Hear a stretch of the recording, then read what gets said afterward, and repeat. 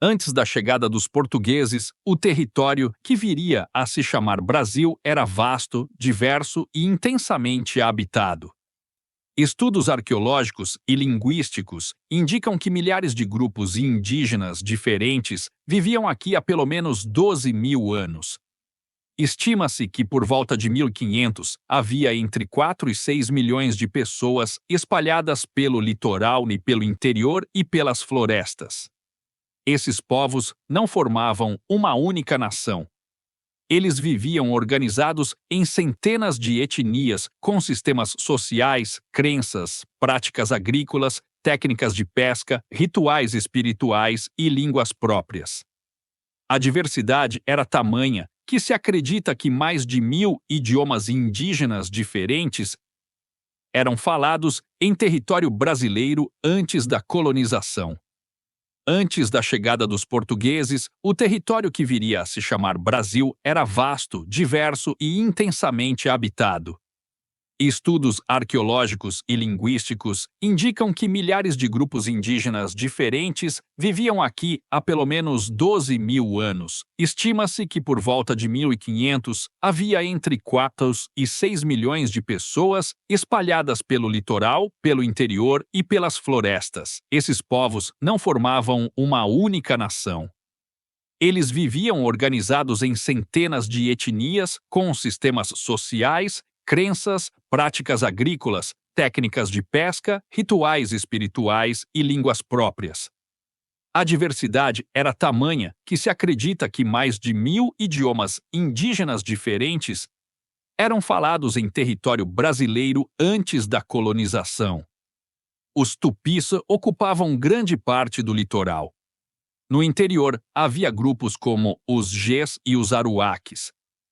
Esses povos mantinham relações entre si que variavam entre a troca, a aliança e o conflito, uma dinâmica parecida com o que existia em várias partes do mundo, mas com estruturas sociais próprias e independentes da lógica europeia.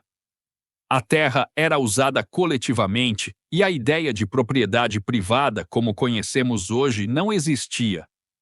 A relação com a natureza era de reciprocidade. Os povos cultivavam, caçavam, pescavam, mas com uma compreensão espiritual do equilíbrio entre uso e preservação. Essas populações tinham conhecimentos avançados sobre plantas medicinais, astronomia, navegação fluvial, técnicas de manejo da terra e preservação do solo. Viviam em sociedades estáveis, com sistemas de liderança, papéis definidos e organização interna eficiente, ainda que completamente diferente da estrutura política europeia. Portanto, quando os portugueses chegaram, não encontraram um vazio civilizacional, como por muito tempo foi sugerido. Encontraram sociedades indígenas consolidadas, com modos de vida diferentes, mas complexos e legítimos. A ideia de que essas terras eram desabitadas ou atrasadas foi uma construção ideológica posterior, usada para justificar a colonização e apagar a história que já existia muito antes do primeiro navio europeu avistar o litoral brasileiro. A frota que chegou ao litoral do atual Brasil em 22 de abril de 1500 era composta por 13 embarcações comandadas por Pedro Álvares Cabral. Ela havia partido de Lisboa no dia 9 de março daquele ano, oficialmente com o objetivo de seguir até as Índias e fortalecer as rotas comerciais portuguesas no Oceano Índico. No entanto, há fortes indícios de que a coroa portuguesa já suspeitava da existência de terras a oeste, resultado dos avanços náuticos e das informações acumuladas por outros navegadores, como Cristóvão Colombo e Vasco da Gama. A chegada à costa brasileira ocorreu após uma rota em curva pelo Atlântico Sul, conhecida como Volta do Mar, que aproveitava os ventos e as correntes marítimas. Esse trajeto, longe de ser um erro de navegação, provavelmente fazia parte de um plano para verificar e confirmar a presença de terra nas imediações do Tratado de Tordesilhas, assinado entre Portugal e Espanha em 1494, que dividia o Novo Mundo entre as duas coroas. Cabral ancorou nas proximidades do que hoje é o município de Santa Cruz Cabrália, na Bahia. Os relatos da chegada e do primeiro contato com os indígenas foram registrados na famosa Carta de Pero Vaz de Caminha, escrivão da expedição, e em documentos de outros tripulantes. Segundo esses registros, o primeiro contato foi amistoso. Os portugueses foram recebidos por grupos indígenas do tronco tupi e houve troca de objetos e observação mútua. No dia 26 de abril, foi celebrada uma missa considerada o primeiro ato religioso cristão em solo americano do atual território brasileiro. Esse evento teve forte valor simbólico, representava a tomada de posse espiritual e cultural além da territorial. Caminha descreveu os indígenas como inocentes, sem malícia, nus e simples, termos que revelam mais sobre a visão europeia da época do que sobre a realidade das populações locais. Essa leitura contribuiu para a criação de uma imagem romantizada e paternalista dos povos originários, que foi perpetuada por séculos. A carta foi enviada ao rei Dom Manuel com relatos detalhados sobre a terra, o povo e o potencial de exploração. Com isso, Portugal dava início formal à sua presença no território, que viria a se transformar em colônia nas décadas seguintes. A princípio, o interesse estava restrito à costa e à extração de recursos como o pau-brasil, mas o desembarque de Cabral foi o primeiro passo de um longo processo de ocupação, exploração e transformação profunda do território e de seus habitantes. O contato inicial entre os portugueses e os povos indígenas em 1500 foi, segundo os relatos da própria expedição, relativamente pacífico. Os indígenas que habitavam a região da chegada da frota de Cabral pertenciam ao grupo linguístico Tupi-Guarani e foram descritos por Pero Vaz de Caminha como curiosos, receptivos e fisicamente saudáveis. Essa descrição, no entanto, refletia o olhar europeu sobre culturas que ele pouco compreendia. A primeira interação envolveu trocas simples, objetos de ferro, tecidos e espelhos oferecidos pelos portugueses em troca de penas, alimentos e artefatos indígenas. Essa forma de aproximação era comum nos primeiros contatos coloniais, funcionando tanto como gesto diplomático quanto como estratégia de conquista simbólica. Por parte dos indígenas, a troca tinha outro sentido. Era uma prática comum entre grupos distintos e não implicava submissão, como os europeus tendiam a interpretar. As diferenças culturais, religiosas e sociais entre os dois povos eram profundas. Os indígenas viviam em comunidades organizadas, com sistemas de autoridade descentralizados, práticas espirituais ligadas à natureza e modos de vida coletivos. A terra era entendida como território comum, não como propriedade privada. Já os portugueses vinham de uma sociedade centralizada, hierárquica e cristã, com forte estrutura militar e um histórico de expansão imperialista. A convivência, no início, se manteve sem confrontos diretos, principalmente porque Portugal não tinha ainda planos claros de colonização imediata. O interesse principal era o pau-brasil e o mapeamento do território. Por isso, os primeiros anos foram marcados por uma presença esporádica de navegadores, que utilizavam mão de obra indígena por meio de relações de escambo e, muitas vezes, de coerção disfarçada. Com o tempo, no entanto, o contato foi se tornando cada vez mais assimétrico. A chegada de missionários católicos, especialmente jesuítas, a partir de 1540, marcou o início de um processo sistemático de conversão religiosa e aculturação. Os ex-indígenas passaram a ser vistos como almas a serem salvas e, ao mesmo tempo, como mão de obra potencial para a exploração econômica.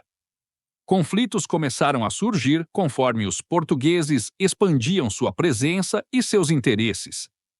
Muitos indígenas resistiram à catequese, à escravidão e à destruição de suas estruturas sociais.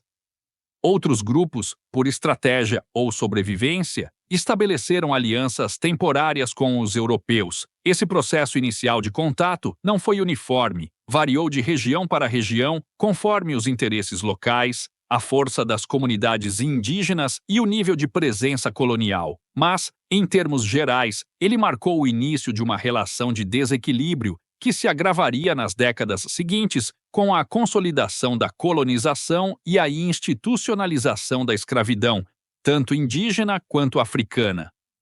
Após o desembarque da Frota de Cabral em 1500, o território que futuramente seria chamado de Brasil não se tornou uma prioridade imediata para a coroa portuguesa. Nos anos seguintes à chegada, Portugal manteve sua atenção voltada para o lucrativo comércio com as Índias, especialmente as rotas que forneciam especiarias, tecidos e metais preciosos. O litoral brasileiro passou a ser visitado por pequenas expedições de reconhecimento e coleta de pau-brasil, um tipo de madeira avermelhada muito valorizada na Europa para a produção de tinturas. Durante esse período, conhecido como pré-colonial, 1500-1530, Portugal não estabeleceu estruturas administrativas permanentes no território. A exploração era feita por meio de viagens esporádicas, geralmente organizadas por particulares com autorização da coroa, e baseava-se em uma relação de escambo com os indígenas que realizavam o corte e transporte do pau-brasil em troca de objetos simples. Essa fase começou a mudar a partir da década de 1530, quando surgiram dois fatores que alteraram a percepção portuguesa sobre o território. O primeiro foi a ameaça de presença estrangeira, especialmente de navegadores e comerciantes franceses, que passaram a frequentar o litoral brasileiro, praticando contrabando de pau-brasil e estabelecendo alianças com populações indígenas. A coroa portuguesa percebeu que, sem uma presença efetiva, poderia perder o controle do território, que havia sido garantido a ela pelo Tratado de Tordesilhas. O segundo fator foi a necessidade de expandir as fontes de riqueza do império. A exploração pontual da madeira era limitada e o solo brasileiro demonstrava grande potencial agrícola, especialmente para o cultivo da cana-de-açúcar, produto que já rendia lucros em outras colônias lusitanas como Madeira e Açores. Em resposta, Portugal implementou em 1534 o sistema das capitanias hereditárias. Esse modelo transferia grandes extensões de terra a capitães donatários, que tinham a missão de povoar, defender e administrar seus territórios. Embora o sistema tenha fracassado em muitos casos por falta de recursos e ataques indígenas, ele representou o início de uma colonização estruturada, com presença contínua e institucional. A fundação da cidade de Salvador, em 1549, e a criação do governo geral marcaram o início de uma administração colonial centralizada. A partir daí, o Brasil passou a fazer parte do projeto imperial português de forma estratégica. Com isso vieram também a expansão das missões religiosas, o crescimento da escravidão indígena e, posteriormente, a introdução do tráfico de africanos para sustentar os engenhos de açúcar. A mudança de postura de Portugal foi movida por pragmatismo, preservar o território diante da cobiça de outros impérios e transformar a terra em fonte contínua de riqueza. A colonização deixou de ser uma perspectiva remota e se tornou um projeto central do Estado português. A chegada dos portugueses em 1500 marcou o início de um processo contínuo de transformação profunda do território que hoje chamamos de Brasil. Não foi um marco civilizatório espontâneo, nem o início literal de uma nação. Foi o começo de uma longa estruturação colonial, que se desenrolaria por mais de 3 séculos. O contato inicial, aparentemente pacífico, rapidamente deu lugar a uma relação desigual, marcada por exploração econômica, imposição religiosa, violência cultural e desestruturação das sociedades indígenas. O projeto de colonização português foi implementado com o objetivo central de extração de riquezas, e para isso foi necessário estabelecer um modelo de dominação territorial e humana, sustentado por mão de obra escravizada, tanto indígena quanto africana. A ideia de descobrimento, que se consolidou na tradição histórica brasileira, serviu por muito tempo para justificar esse processo sob uma perspectiva eurocêntrica, apagando a presença e o protagonismo dos povos originários. Mais do que um termo equivocado, descobrimento se tornou uma narrativa oficial que mascarou conflitos, silenciou resistências e naturalizou desigualdades. Entender o 22 de abril não como um dia de glória, mas como o início de um ciclo de dominação é essencial para repensar a forma como o Brasil se enxerga. A história nacional não começa com Cabral, ela começa muito antes, com milhares de culturas que já existiam aqui.